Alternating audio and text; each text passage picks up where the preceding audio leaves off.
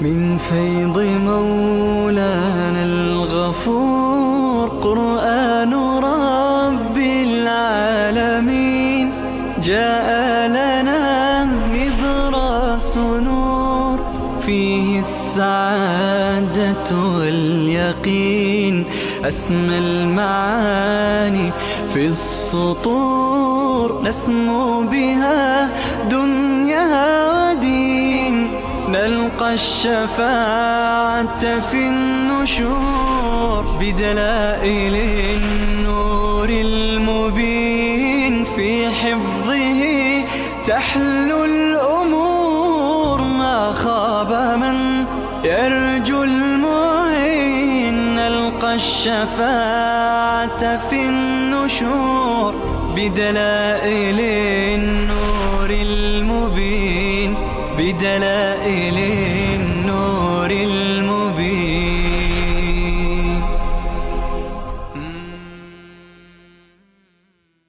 أعوذ بالله من الشيطان الرجيم. بسم الله الرحمن الرحيم. فما آمن لموسى إلا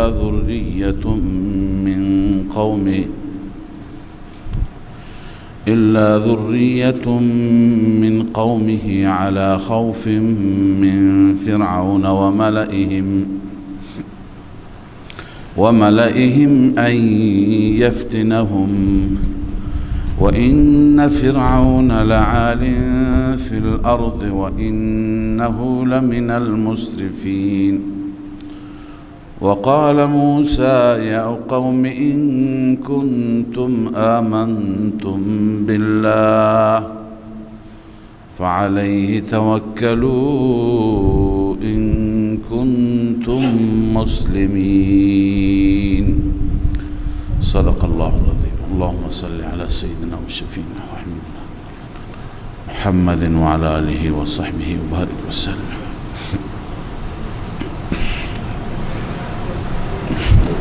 در آیات گذشته نمونه ای از تخویف دنیوی خواندیم. اولین نمونه از قوم نوح علیه السلام بود که خداوند فرمود و اغرقنا الذين كذبوا بآیاتنا فانظر كيف كان عاقبة المنذرین. نمونه دوم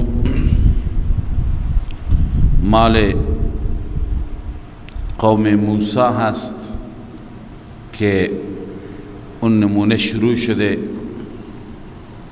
بخشی از آیاتش را خواندیم که فرعون به معجزه موسی علیه السلام جادو گفت و به موسی جادوگر گفت و جادوگران را به مبارزه طلبید و تا اینجا که موسی علیه السلام بر جادوگران پیروز شد و یحق الله الحق بکلمات. خداوند عزوجل حق را غالب میگرداند چون وعده کرده. منظور معجزه را بر جادوگران شکست خوردند. اما فما آمن لموسی الا ذریة من قومه. به موسی ایمان نیاورد مگر اولادی از قوم موسی یا افرادی از قوم موسی علی خوف من فرعون،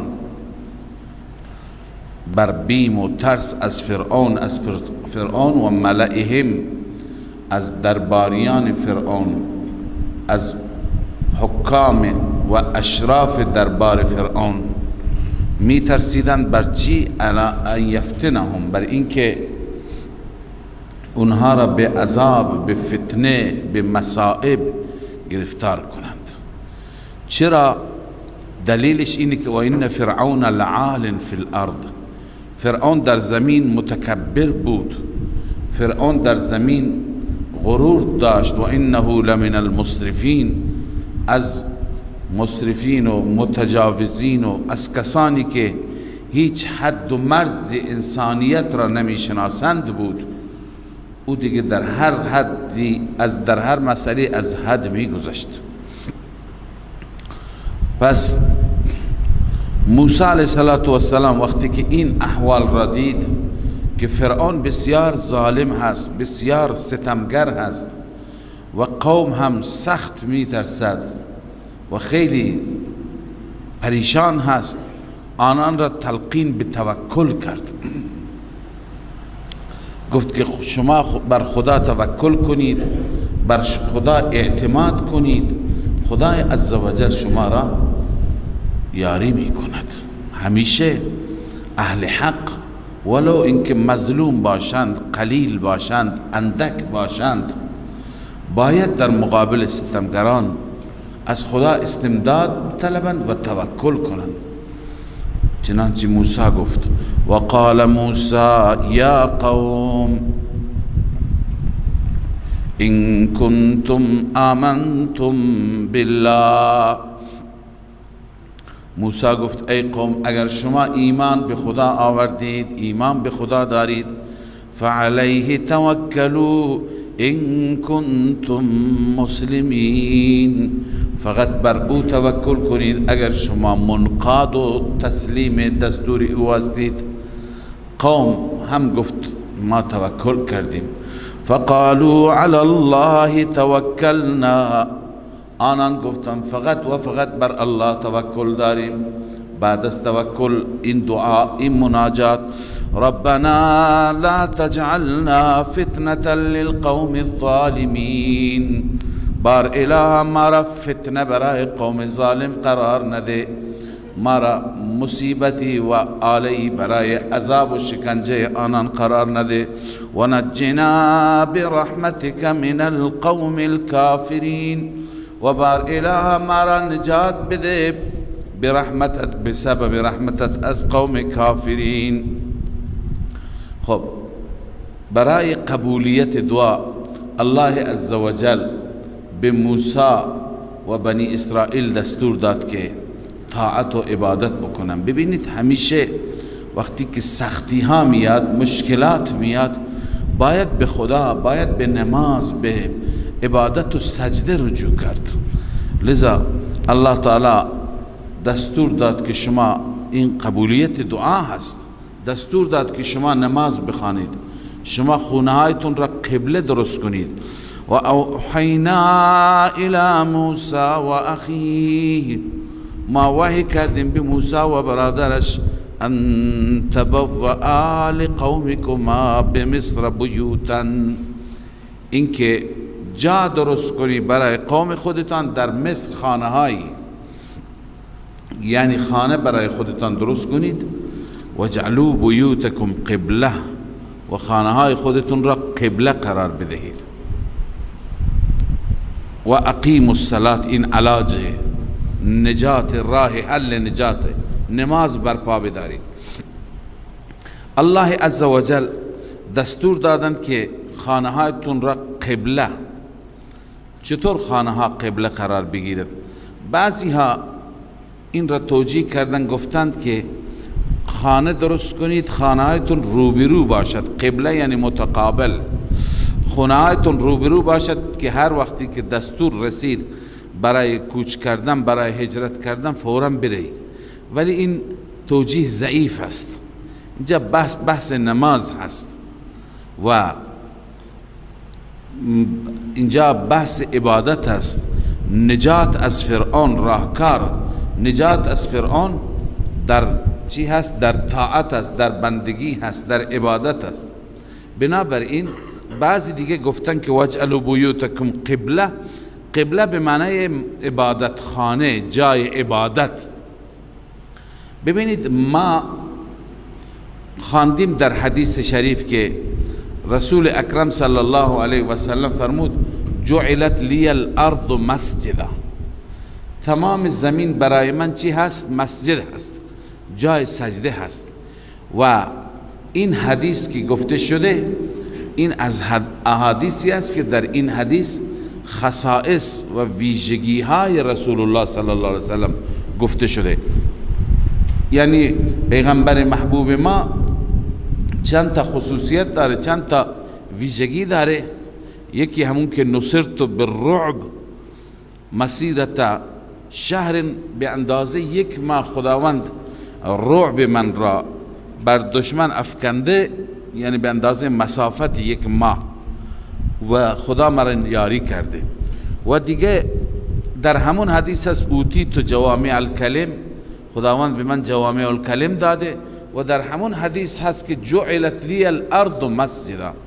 پس این خصوصیت پیغمبر محبوب خداست که همه زمین برایش مسجد است.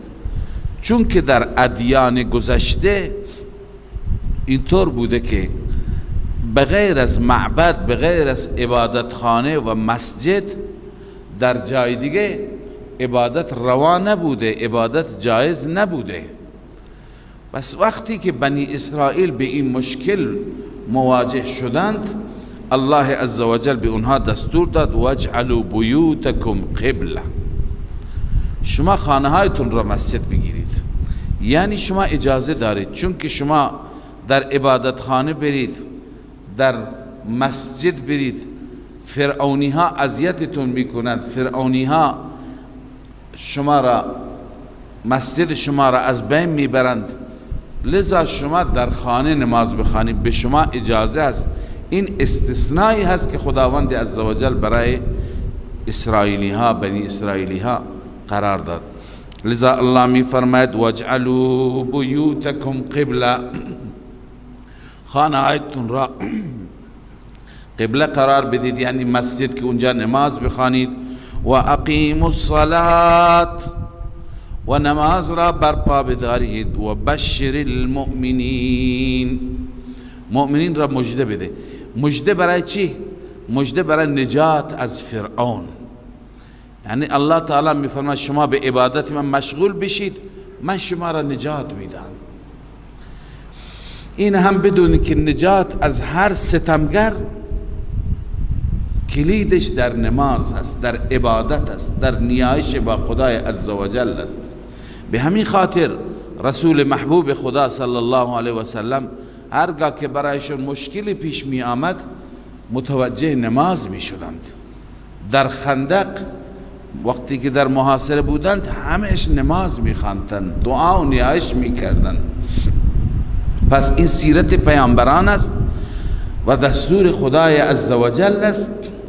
برای ما مسلمانان هم همیشه راه برون رفت از مشکلات، نجات از مصائب اینه که ما نماز بخوانیم، متوسل به رب بشیم و رب را به کثرت سجده کنیم.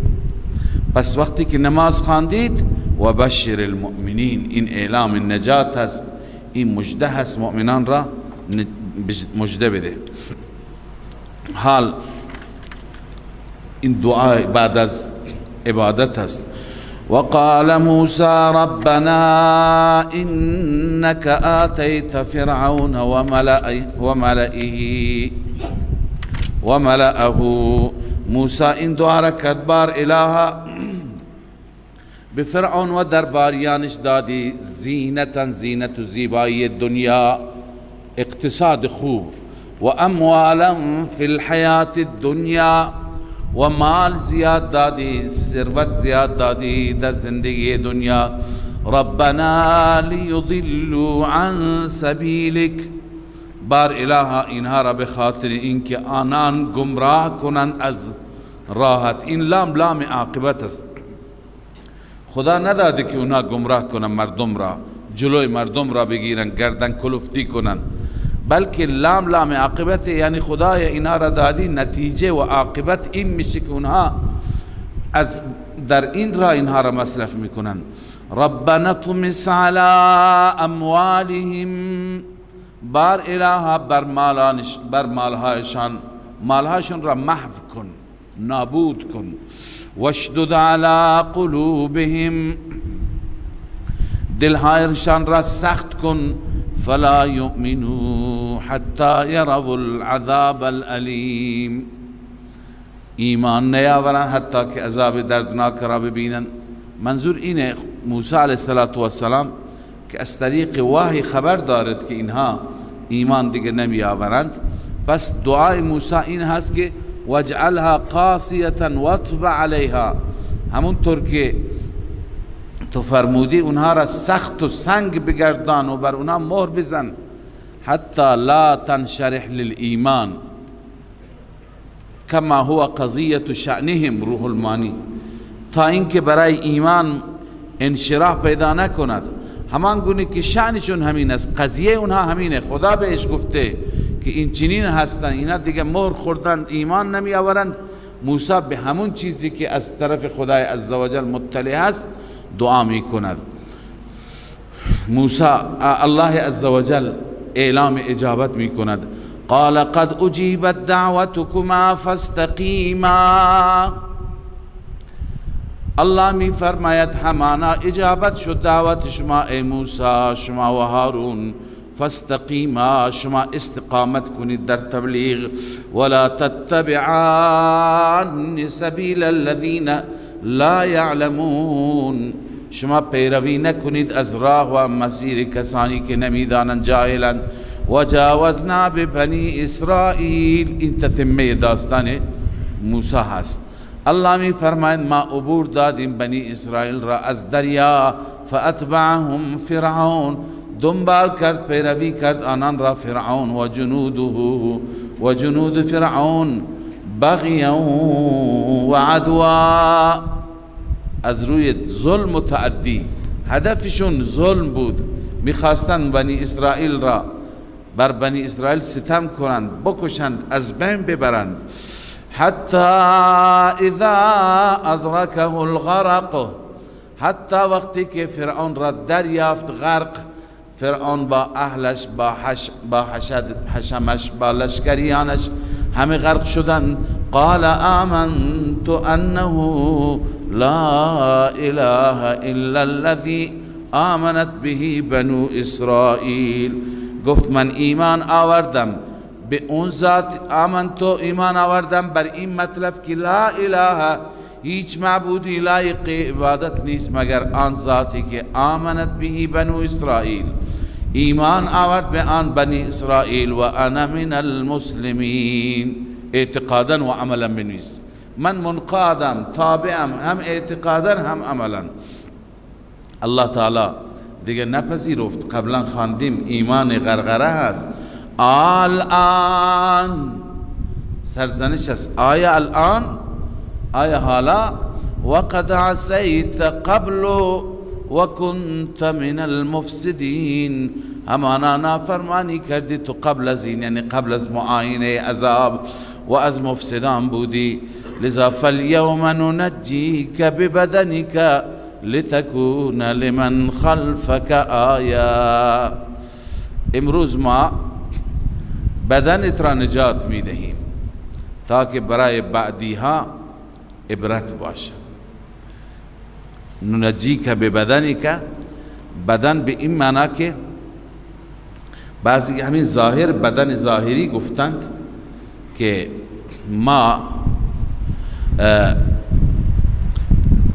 اون را نگه می داریم تا مردم ببینند، تا برای بعدی ها عبرتی باشه. الان حتما منظور از نجات این باشد که تا قیامت در موزه گذاشته بشه، چون که بعضی روی این بدن و جسد فرعون که امروز هست و به عنوان فرعون گذاشته شده در موزه، بعضی ها تردد دارن، میگن این اون نیست، والله اعلم. لذا منظور از این برای همون افرادی که اون زمان بودند، برای اونها عبرت. چون بعضی مفسرین این مطلب را هم گفتند که بنی اسرائیل چنان مرعوب بودند، چنان از فرعون می ترسیدند و اثر گذاشته بود فرعون بر قلب و قالب اونها، باور نمی کردن فرعون هلاک بشه. اگر فرعون جسدش پیدا نمی شد، اونها فکر می کردند که چی؟ فرعون از بین نرفته. به این خاطر الله تعالی میخواست که آیه‌ای باشد، عبرتی باشد، الله عزوجل نجات داد و نشان داد تا ببینن مطمئن بشند. حتی تو روایات اسرائیلی نوشته که اونها وقتی که جسد فرعون بود و فرعون مرده بود جرأت نداشتن نگاه بکنند، می ترسیدن بیان نزدیک، چنان مرعوب و رعب بر همه وجود اونها مستولی بود. بنابراین الله این را گذاشت تا که عبرتی برای بعدی ها باشد. اینجا دیگه وعده ای نیست که حتما تا قیامت این بدن و این جسد چی محفوظ باشد. و ان کثیرا من الناس عن آیاتنا لغافلون، اما بسیاری از مردم از آیات ما بیخبرند، غافلند. ولقد بوأنا بني اسرائیل مبوأ صدق ورزقناهم من الطیبات.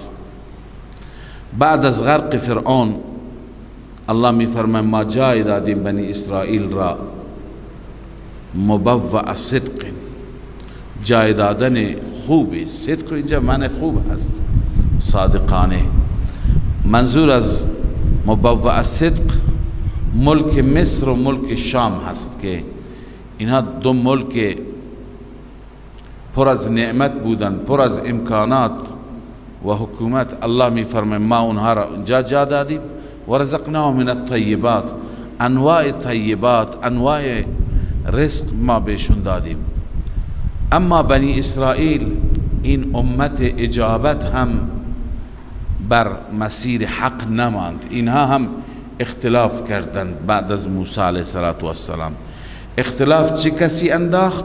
فما اختلفوا حتی جاءهم العلم، اختلاف نکردند حتی که علم آمد. یعنی بعد از اینکه علم آمد اهل علم اختلاف را ایجاد کردند، بعد از دانش، بعد از دانستن همه چیز. الله تعالی می فرماید تخویف اخروی ان ربک یقضی بینهم یوم القیامه، الله بینشان فیصله می کند در روز قیامت، فیما کانوا فیه یختلفون، عملا فیصله می کند در آنچه که اونها اختلاف داشتند. فإن كنت في شك فاسأل الذين مما انزلنا إليك فاسأل الذين يقرؤون الكتاب. این تخویف دنیوی هست، گرچه اینجا بظاهر خطاب رسول الله را هست که اگر تو شک داری از آنچه که ما نازل کردیم. خب رسول الله که شک نداشتند، هر کسی اگر شک بکند رسول الله که می دیدند که بر من وحی می آید، ایشون از همه کس مطلع تر بود.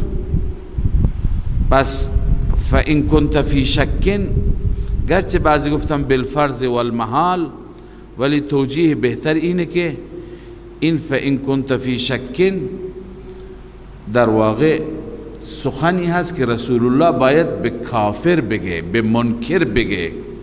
به این خاطر بعضی از علما گفتند، قرطبی چی نوشته؟ قال ابو عمرو محمد ابن عبدالواحد الزاهد سمعت الامامین ثعلب والمبرد، من از دو امام بزرگوار امام ثعلب و امام مبرد شنیدم که اونها میگفتن معنی این آیه این است فإن كنت في شك ای قل یا محمد للکافر فإن كنت في شك، ای محمد به منکر بگو، به کافر بگو فإن كنت في شك مما انزلنا الیک. قرطبی. پس اینجا خطاب رسول الله راست که این جمله را به کی بگوید؟ به مخالف، به منکر.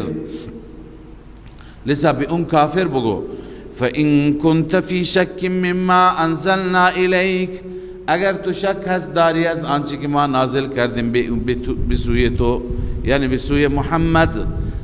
یقرأ فاسأل الذین یقرؤون الكتاب، این دلیل نقلی از اهل کتاب.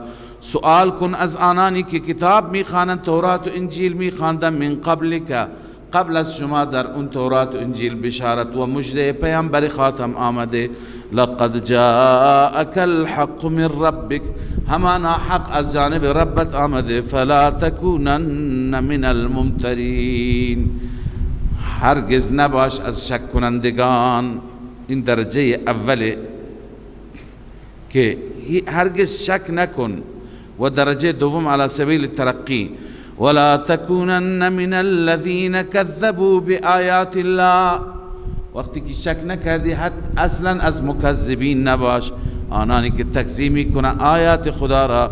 فتکون من الخاسرین، اون وقت از زیانکاران میشی. این نتیجه امتراء و تکذیب است، خساره.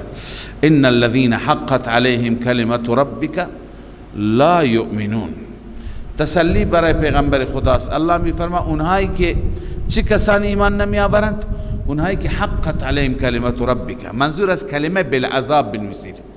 اونهایی که ثابت شده، اونهایی که برای اونها از سوی الله عزوجل محقق شده، فیصله شده. چی فیصله شده؟ کلمت ربک، کلمت ربک بالعذاب، یعنی وعده رب برای عذاب برای اونها فیصله شده. اونها لا یؤمنون، ایمان نمی آورند. پس الله تعالی فیصله کرده که اینها ایمان نمی آورند. ولو جاءتهم کل آیت، اگر بیاوری هر آیه‌ای، هر نشانی، حتی که ببینه عذاب علیم را. خب عذاب علیم را که ببینن دیگه آیا ایمان می آورند؟ بله ایمان می آورند، ولی اون ایمان درد نمیخوره، اون ایمان فایده ندارد. خب ایمان پس به وقت عذاب فایده ندارد. الله عزوجل بیان می فرماید که همه اقوام که این عذاب را و آثار عذاب را مشاهده کردند ایمان نیاوردند. چرا ایمان نیاوردند؟ الله تعالی مورد سرزنش و زجر قرار داده. زجر است مگر فقط یک قوم ایمان آورد، اون قوم یونس علیه السلام بود. اونها ایمان آوردن. خب ببینید این ایمان آوردن اونها به وقت عذاب نبود، قبل از عذاب، وقتی که آثار عذاب را دیدن. بقیه قوم ها مثل قوم عاد مثلا آثار عذاب را میبیند، چنان غافل است، میگه این هذا ممطرون عارض ممطرنا.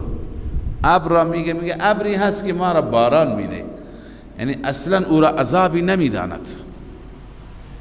پس قوم یونس فقط وقتی که آثار و علائم عذاب را دید ایمان آورد. آثار و علائم عذاب را دیدن و ایمان آوردن به وقت هست، اما خود عذاب شروع شدن این به وقت نیست. الله میفرماید فلولا کانت قریه آمنت، چرا هیچ قریه ایمان نیاورد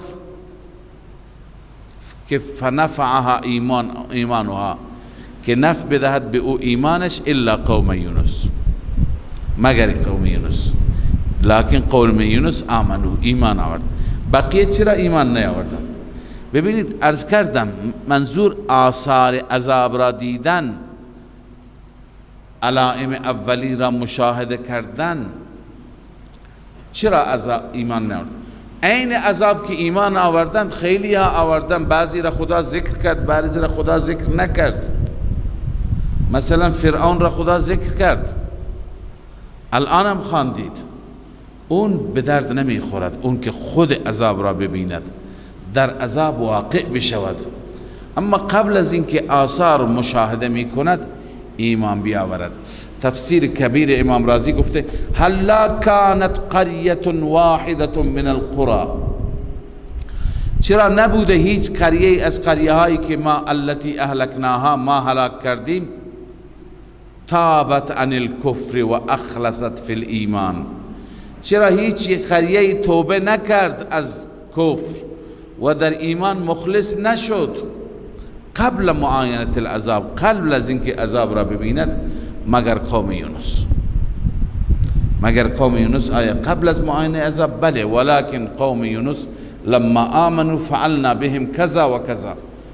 اما قوم یونس وقتی که ایمان آوردند ما با اونها این گونه رفتار کردیم، کشفنا عنهم عذاب الخزي فی الحیات الدنیا، ما دور کردیم از اونها عذاب ذلت بار را در زندگی دنیا. ببینید یونس علیه السلام پیغمبری هست که مقداری درباره یونس اختلاف است که یونس از کدوم پیغمبران. بسیاری هستند که یونس را از انبیاء بنی اسرائیل برشمردند، گفتن یونس هم از بنی اسرائیل هست و بعضی گفتن یونس از بنی اسرائیل نیست. یونس علیه السلام پیغمبر خدا بود که در نینوا بود، در نینوای عراق و در موصل. اونجا یونس علیه السلام مبعوث شده بود و یونس قوم را تبلیغ کرد. اما اینکه یونس چه وقت رفت هم اقوال مختلفی نوشتند. بعضی نوشتند یونس علیه السلام وقتی که قوم را ارشاد کرد قوم مسخره کرد، قوم کفر کرد و مسخره کرد. یونس علیه السلام ناراحت شد و قوم را بددعا کرد و قوم را ترک کرد. یعنی هنوز دستور رفتن بهش نرسیده بود، دستور ترک کردن قوم نرسیده بود. لذا یونس اجتهاد کرد، بددعا کرد، گفت خدا شما را به عذاب گرفتار کند، خدا شما را مؤاخذه بکند. این گفت و ترک کرد، ناراحت شد، قهر کرد. الله عزوجل نپسندید اینو. بعضی گفتن نه، یونس زمانی ترک کرد که از طرف الله عزوجل به یونس خبر رسید که عذاب نزدیک است، می آید. حتی یونس گفته بود که 20 روز بعد یا 40 روز بعد عذاب می آید. اما هنوز خدای تعالی دستور بهش نداده بود که بره، چون که اصول این است که وقتی که در میان قوم انبیاء باشند عذاب نمیاد. به انبیاء اول دستور داده میشه که از شهر بره. فاخرجنا من کان فیها من المسلمین فما وجدنا غیر فیها بیت من فاخرجنا من کان فیها من المسلمین فما وجدنا فیها غیر بیت من المؤمنین. یعنی همه را خداوند بیرون کرد، بعداً عذاب آورد. همون یک خانه بود، یک اهل بیت بود، قوم لوط، حضرت لوط علیه السلام، خانه اون. پس الله عزوجل بعد از اینکه بیرون کند، دستور بیرون کردن بده، بعداً عذاب می آورد. تا زمانی که پیغمبر در میانشون باشه نمیاد. لذا یونس فکر کرد تا زمانی که من باشم عذاب نمیاد.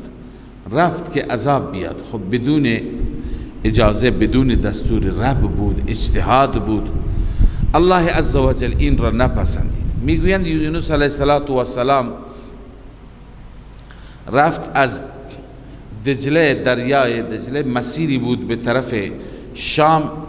یک شهری بود، ترسیس یا نام دیگه دارد. از اونجا رفت که به طرف اون شهر برود. کناره رودخانه، کناره دجله رفت و کشتی ها بودند که از اونجا می رفتند. یونس علیه السلام از اونجا سوار شد به طرف همون شهری که در شام هست. وقتی که سوار شد، کشتی مقداری که رفت در دریا با موج و با گرداب مواجه شد و ناخدا ابتدا فکر کردن وزن سنگین است، اما بعدا بررسی کردن دیدن مشکل وزن نیست. ناخدا گفت هر وقتی که کسی از پیش آقایش بدون اجازه فرار بکند این حالت پیش میاد. لذا چه کسی هست؟ مسافران چیزی نگفتن، یونس گفت من هستم. متوجه شد الله عزوجل ناراضی هست بر این رفتن. گفت من هستم. اونها گفت نخیر، شما نیستید، شما انسان بزرگواری معلوم میشید. به هر حال قرعه کشی کردن، 3 بار قرعه کشی کردن. فساهم فکان من المدحضین. یعنی قرعه انداختند، نام یونس در آمد هر 3 بار. لذا یونس گفت که متوجه شد که رب راضی نیست. گفت پس من از اینجا خودم را می اندازم. انداخت خودش را در دریا. ماهی را الله آماده کرده بود، دهانش باز بود. به محض اینکه تو آب رفت، مستقیم تو شکم ماهی رفت. و الله عزوجل اونجا برایش انتظام تنفس و انتظام زنده ماندن کرده بود. یونس وقتی که در شکم ماهی قرار گرفت و خود را زنده دید، متوجه شد که الله عزوجل او را گرفتار کرده، او را فعلا زنده میگذارد، نمیدونست تکلیف چی میشه. لذا یونس شروع کرد به تسبیح خواندن، لا اله الا انت سبحانك انی کنت من الظالمین. یونس علیه السلام مدتی در شکم ماهی بود و همیشه تسبیحات میخواند. بعضی تفاسیر نوشتن 40 روز، اما بعضی از 3 روز نوشتن. بعد از 3 روز الله تعالی دستور داد ماهی او را به کناره دریا بیندازد، او را انداخت و یونس علیه السلام مثل پرنده‌ای که جوجه‌ای که تازه از تخم میاد بیرون و تمام بدنش بر بدنش هیچ پری نیست، بدنش لخت هست و بدنش نرم هست و هیچ حال ندارد، یونس بی حال بود و در شکم ماهی چنان حالتی پیدا کرده بود. علی ای حال الله تعالی شجرة من یقطین، که یقطین را گفتند بوته یا درخت کدو هست که برگهای بزرگی دارد، اون تعیین کرد برای اینکه یونس علیه السلام به سایه او و در کنار او باشد، که الله اعلم چه شکلی و به چه صورت بود. یونس علیه السلام در سایه او مدتی قرار گرفت تا الله عزوجل اون درخت را یا خورشید را وسیله قرار داد تا مشکل بدنش حل شد، مدتی اونجا ماند. بعدا الله تعالی به یونس علیه السلام دستور داد برگردد به شهرش که اونجا 100,000 او یزیدون، حدود 100,000 نفر یا بیشتر از 100,000 نفر قرآن میگه اونجا در انتظار راهنما بودند، توبه کرده بودند. یونس علیه السلام برگشت. این داستان یونس بود. اما از طرف دیگر داستان قوم وقتی که آثار عذاب را مشاهده کرد و دید که یونس اونا را دعای بد کرده، این قوم از قبل شنیده بود که برای اقوام دیگه چطور عذاب میاد، لذا همه ترسیدند، همه همدیگر را گفتند که کار اشتباهی کردیم. پیش پادشاهشون رفتند، پادشاه را متنبه و متوجه کردند. پادشاه گفت همه بریم پیش یونس توبه کنیم، از خدا معذرت خواهی بکنیم. رفتن پیش یونس، دیدن یونس نیست، یونس ترک کرده بود شهر را. لذا گفتن بعضی از عقلا مشوره دادن که بچه ها را برداریم، زن ها را برداریم، حیوانات را برداریم و بریم در میدان شهر یا بیرون شهر، ورودی شهر، همه اونجا از خدا عذرخواهی کنیم، گریه بکنیم، توبه بکنیم، شاید خدا رحم کنه ما را عذاب نده. لذا پادشاه با رعیت همه رفتن در یک جا با اطفال و زنان، شروع کردن به داد و فریاد، دعا و تضرع، به توبه کردن، به ندامت. الله عزوجل رحم آمد و توبهشان را پذیرفت، ایمانشان را قبول کرد. بعد از اون اینا دنبال یونس بودن تا اینکه الله تعالی بعد از این مراحل یونس را آورد. قرآن میگه تا مدتی بعد زندگی کردن و متعناهم الی حین، ما این عذاب ذلتبار در دنیا را از اونها برداشتیم و تا مدتی آنها را باز هم موقعیت استفاده و متاع بهره‌گیری از زندگی دنیا دادیم. این حین کی هست؟ بنویسه الی آجالهم، تا زمانی که مدتی که اجلشون فرا رسید. پس اینجا بعد از جریان یونس الله تعالی تسلی به پیغمبرش میده که ای پیغمبر من، اگر خدا میخواست همه اهل زمین ایمان می آوردند، ولی خدای تعالی چنین ایمان جبری را نمی پسندد. ولو شاء ربك لآمن من في الارض جميعا، من في الارض كلهم جميعا.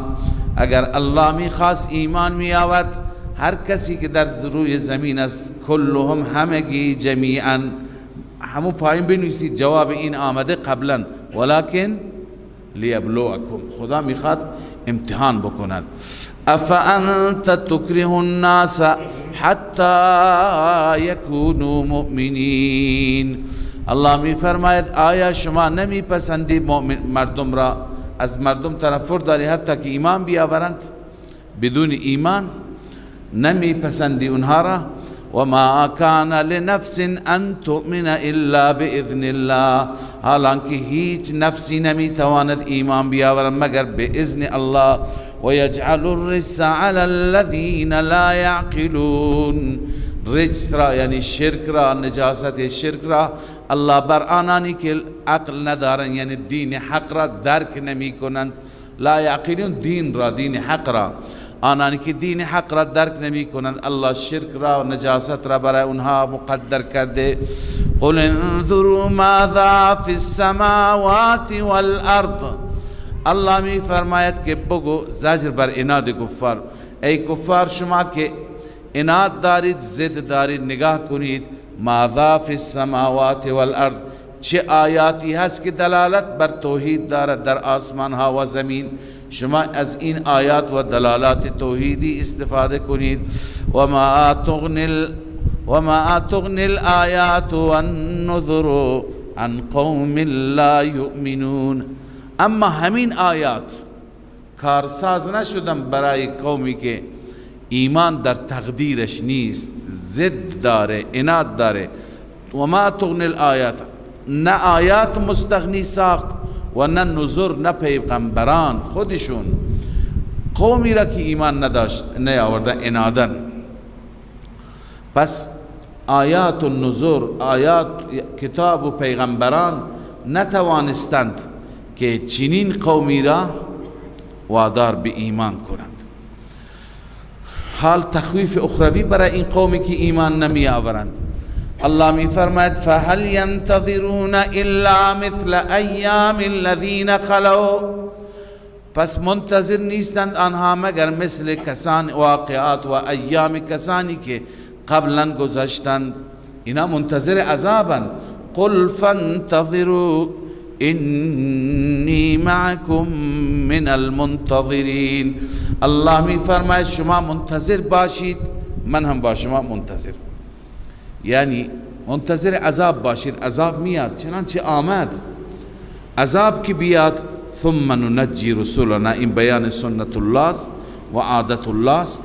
الله می فرماید ما نجات میدیم پیامبران خودمان را، والذین آمنوا كذلك، مؤمنین را همچنین، مؤمنین را کسانی که ایمان صادقانه به انبیا آوردن اونها را هم نجات میدیم. حقا علینا ننجی المؤمنین، حق هست بر ما، تفضلا لا جبرا، این یک حقی تفضلی است بر ما که ما نجات میدهیم مؤمنین را. خب بعد از این الله تعالی توحید را در پایان، بعد از ذکر عذاب، بعد از تخویف، بعد از انذار، الله توحید را بیان میکنند. مسئله‌ای که به خاطر انکار این مسئله عذاب میاد، مسئله‌ای که به خاطر انکار این مسئله تمام مشکلات بر اقوام گذشته آمد. الله می فرماید قل یا ایها الناس، اعلام کن ای مردم، ان کنتم فی شک من دینی، اگر شما در شک هستید از دین من، از آیینی که من دارم، شما توجه کنید که این خلاصه دین من است. فلا اعبد الذین تعبدون من دون الله، من عبادت نمی کنم آنانی را که شما عبادت می کنید بغیر از الله. این ترجمه لا اله است. لا اله یعنی عبادت نمی کنم هیچ خدای باطلی را. اونایی که ای مشرکان کافران شما عبادت می کنی، من نمی کنم.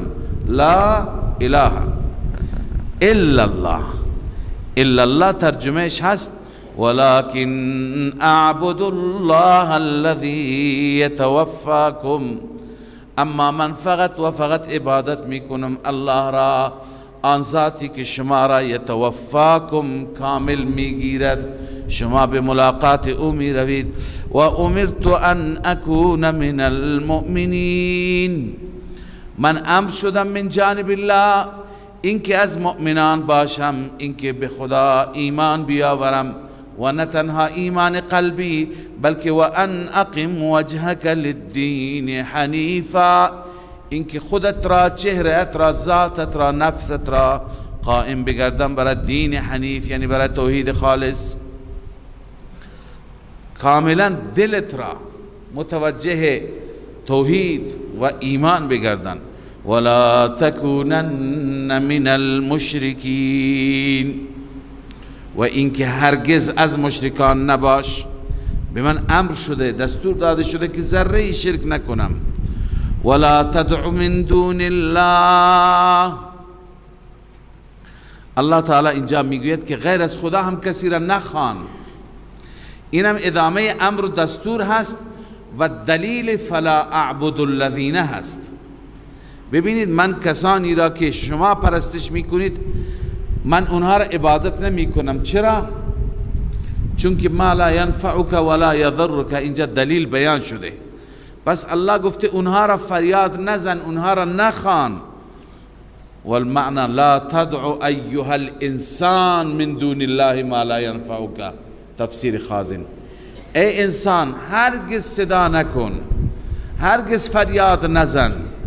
ولا تدع من دونك من دون الله ما لا ينفعك ولا يضرك. الله می فرما بغیر از الله فریاد نزن، صدا نزن و نخوا، حاجت نخوا از آن معبودان باطلی که لا ينفعك ولا يضرك، به شما نفع نمیدهند، به شما ضرر نمیدهند. یعنی عبادت آنها هیچ نفعی ندارد، ترک عبادت آنها هیچ ضرری ندارد. فإن فعلت فإنك إذا من الظالمین، اگر بالفرض این کار را کردی فإنك إذا من الظالمین، همانا تو از ظالمین خواهی بود. نباید غیر از خدا کسی دیگر را ندا کنی، فریاد بزنی. حال و این یمسسک الله دلیل ولكن اعبد الله هست. اونجا گفت که ولا تدعو من دون الله، و دلیل ولا تدعو من دون الله آمد چون ما لا ينفعك ولا يضرك. اما ولكن اعبد الله الذي، دلیل این چیه؟ دلیلش اینه و این یمسسک الله بضر فلا کاشف له الا هو، اگر الله به تو ضرری و آسیبی برساند هیچ کسی نمیتواند او را دور کند بغیر از الله. و این یریدک بخیر فلا راد لفضله، اگر الله به تو اراده خیر داشته باشد رد کننده فضل الله هم نیست. کسی که فضل خدا را بخواهد که جلوش را بگیرد، جلوی خیر را بگیرد، نمیتواند. یصیب به من یشاء من عباده، الله خیر را میرساند به هر کسی که از بندگان بخواهد. و هو الغفور الرحیم، او بخشاینده و مهربان است. باز هم در آخر سوره ترغیب به توحید بود. تمام سوره به خاطر همین مسئله هست، تمام دلائل، تمام واقعات گذشته. لذا آخر نتیجه میگیریم قل یا ایها الناس، ای مردم، قد جاءكم الحق من ربكم، حق از جانب رب آمده، یعنی توحید، یکتا پرستی. فمن اهتدى فانما یهتدی لنفسه، هر کسی که هدایت بشه جزئی نیست که این هدایت به نفع خودش هست. لنفسه یعنی یعود نفعه الیه، نفع این هدایت به سوی خودش برمیگرده. و من ضل فانما یضل علیها، هر کسی گمراه بشه گمراهی هم به سوی خودش، یعنی یعود ضرره الیه، ضرر گمراهی به خودش برمیگرده. و ما انا علیکم بوکیل، من پیغمبر برای شما وکیل نیستم، یعنی مختار نیستم، در اختیار من نیست، در اختیار الله عز و جل است. واتبع ما یوحى الیک واصبر حتی یحکم الله، این دلیل وحی هست. الله می فرماید ای پیغمبر شما از وحی اتباع کن، شما مو به مو قدم به قدم از وحی الهی راهنمایی بگیر و اتباع کن. واصبر حتی یحکم الله، تسلی هست، صبر کن تا اینکه خداوند فیصله کند. خداوند چه فیصله می کند؟ بالنصرت علیهم، که شما را یاری می کند بر کفار، شما را الله غالب می کند. یا بالامر بالقتال، فیصله خدا چیه؟ به شما اجازه جنگ میده، اجازه جهاد میده. و هو خیر الحاکمین، الله بهترین فیصله کننده است. فیصله الله عزوجل برای شما از هر فیصله بهتر است. صدق الله العظیم.